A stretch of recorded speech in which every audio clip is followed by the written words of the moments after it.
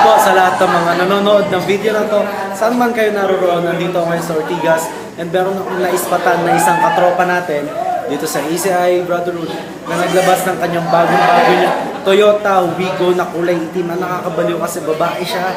Grabe, 3 years niyang pinag-time yung Global and yet nakapaglabas siya ng sarili niyang sasakyan. Online and offline yung ginagawa. Hindi ko na patatagalin, papakilala ko na si Upline Jovelyn. Hi mga katropa sa all over the world. Good morning po sa inyong lahat.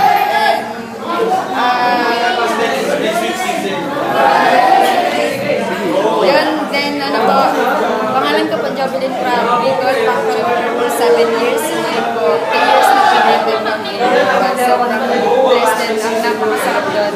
Kasi 2 weeks pa lang ako na part-time na ilabas ko yung first car ko. Sa mga individual member, magandang member na po yan. Then, maganda 7 hits card kukunin nyo.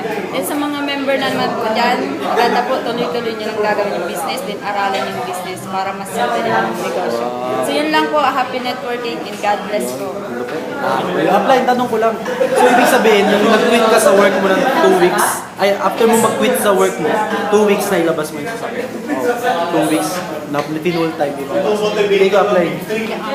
Lupet, ito yung mga isang nakakabaliwan na resultadong tao dito sa ACI Brother. Again, Jester Ruiz, happy networking. Bye-bye.